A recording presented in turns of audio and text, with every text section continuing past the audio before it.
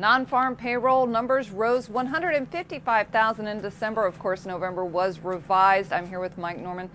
Let's talk about this. Generally, the market reaction to the report has been okay. It was fine. It was in line, and we're continuing to trend upwards. Right. And this number, 155, it's kind of consistent with what we've been talking about here for the last two reports that we've discussed, really sort of in line with a 2.5% GDP growth rate. What's interesting, though, is that even though it was a little bit, on the soft side, I mean, if you think about it, in the month of December, you had a lot of impact to the economy from worries about the fiscal cliff, right? I mean, companies were canceling contracts. They had projects that were planned that were canceled. There were layoffs as a result of that. So really, if we didn't have that negative psychological effect from the fiscal cliff in December, we probably would have had a very high number. So this is not a bad number. I think it points to a decent, fair amount of growth in the economy, but still within that realm of sort of, slowish 2.5%, 3% growth.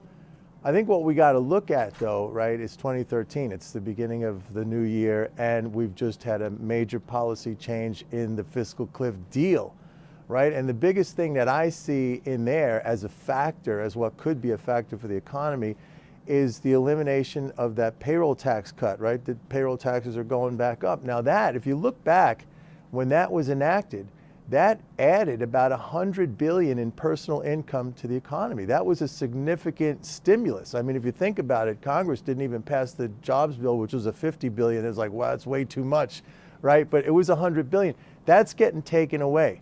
So that's going to reduce incomes, it's going to reduce spending power, and I think we could start to see some softer numbers as the year plays out. And that's not even talking about the debt ceiling issue that we have to deal with. That's coming up. Right. We did see the average hourly earnings go up, but it's certainly not going up enough to net out the reduction of that, the loss of that tax. Right, and those increases in hourly earnings will start to fade away, I think, probably as a result of the tax going back up.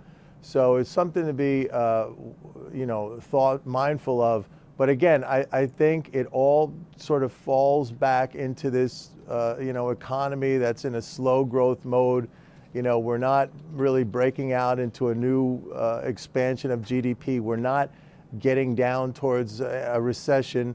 It's kind of, the same old thing. All right. Well, we're not moving backwards. We're moving forwards, albeit baby steps and very slowly. That's Mike Norman, and I'm Deborah Borchardt with The Street.